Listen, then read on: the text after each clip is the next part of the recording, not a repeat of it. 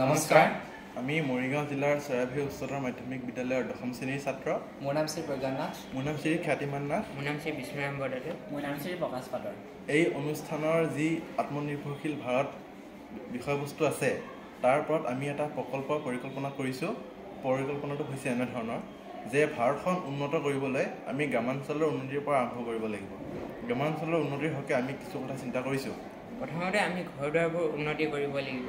তাৰ বাবে চৰকাৰে যি আঁচনিৰ জৰিয়তে ঘৰ দুৱাৰ প্ৰদান কৰিছে সেই আঁচনিৰ নীতি নিয়ম কিছু সলনি কৰি অধিক উন্নত কৰিব লাগিব। কিন্তু তাৰ লগতে কিছুমান চৰ্ত মানি চলিব লাগিব। তেওঁলোকে সেই চৰ্তবোৰ এনেধৰণৰ যে তেওঁলোকে চৌপাশৰ পৰিৱেশসমূহ পৰিষ্কাৰ কৰি ৰাখিব লাগিব। লগতে সমাজৰ অগ্ৰগতিত বাধা দিয়া দ্ৰব্যসমূহ তেওঁলোকে ব্যৱহাৰ কৰিব নালাগিব। যদি তেওঁলোকে এইবোৰ চৰ্ত মানি নচলে তাৰ বাবে তেওঁলোকে জৰিমনা ভৰিব লাগিব।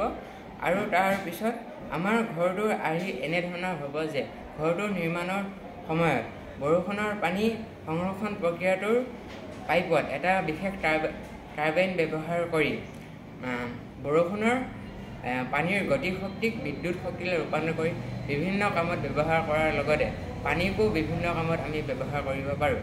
দ্বিতীয়তে আমি ৰাস্তা ঘাটৰ উন্নতিৰ বিষয়েও কিছু কথা চিন্তা কৰিছোঁ। গাঁও অঞ্চলৰ যি ৰাস্তা ঘাট সেই ৰাস্তা ঘাটসমূহ আমি কাষে কাষে তাত ফুটপাথৰ ব্যৱস্থা কৰিম আৰু তাৰ লগতে তাত ডাষ্টবিন আৰু গছ গছনি ৰোপণ কৰা হ'ব। ঠিক তেনেদৰে চহৰ অঞ্চলতো এই ডাষ্টবিনৰ ব্যৱস্থা কৰা হ'ব আৰু গছ গছনি ৰোপণ কৰা হ'ব। আৰু যিহেতু চহৰ অঞ্চলৰ ৰাস্তাত মাজত ডিভাইডাৰ উপলব্ধ থাকে সেই ডিভাইডাৰত আমি ৰ'পৱে ব্যৱস্থা কৰিব পাৰিম। আৰু এই ৰ'পৱেৰ বাবে যিহেতু বিদ্যুতৰ প্ৰয়োজন সেই বিদ্যুৎ আমি ৰ'পৱেৰ ওপৰত আমি কিছু সৌৰ পেনেল ব্যৱহাৰ কৰি তাৰ জৰিয়তে আমি কিছু পৰিমাণৰ হ'লেও বিদ্যুৎ উৎপন্ন কৰিব পাৰিম। আৰু যিহেতু এই ৰ'পৱে ব্যৱস্থা কৰা হ'ব তাৰ ফলত আমাৰ কৰ্মসংস্থাপনৰো এটা নিৰ্দিষ্ট এটা ব্যৱস্থা সৃষ্টি হ'ব। আৰু ইয়াৰ কিছু সুবিধা হৈছে যে আমাৰ যিহেতু প্ৰত্যেকজন ব্যক্তিয়ে নিজৰ নিজৰ ব্যক্তিগত বাহন ব্যৱহাৰ কৰে তাৰ ফলত যেতিয়া ইয়াৰ ব্যৱস্থা প্ৰৱৰ্তন হ'ব তেতিয়া প্ৰত্যেকজনে এই ৰাজহুৱা পৰিবহণ ব্যৱস্থা গ্ৰহণ কৰিব। আৰু তাৰ লগতে ইয়াৰ ফলত যান জঁটৰ কমিব, বায়ু প্ৰদূষণ কমিব আৰু শব্দ প্ৰদূষণো কিছু পৰিমাণে ৰোধ হ'ব। ইয়াৰ পিছতে আমাৰ অঞ্চলত যিসমূহ আৱৰ্জনা উৎপন্ন হয় সেই আৱৰ্জনাসমূহো ব্যৱস্থাপনা কৰাৰ আমি কিছু কথা চিন্তা কৰিছোঁ। ইতিমধ্যে কোৱা হৈছে যে ৰাস্তা ঘাটবোৰৰ কাষত ডাষ্টবিনৰ ব্যৱস্থাটো থাকিব।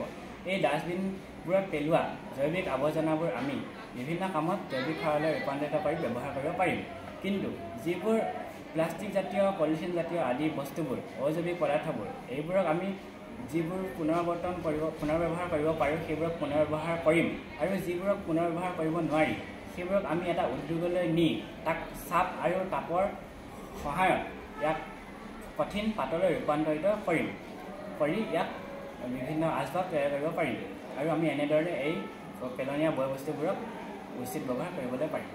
আমি এনেধৰণৰ তৃণমূল উন্নতিসমূহৰ জৰিয়তে গোটেই ভাৰতখনকে উন্নতি কৰিব বিচাৰোঁ। ধন্যবাদ।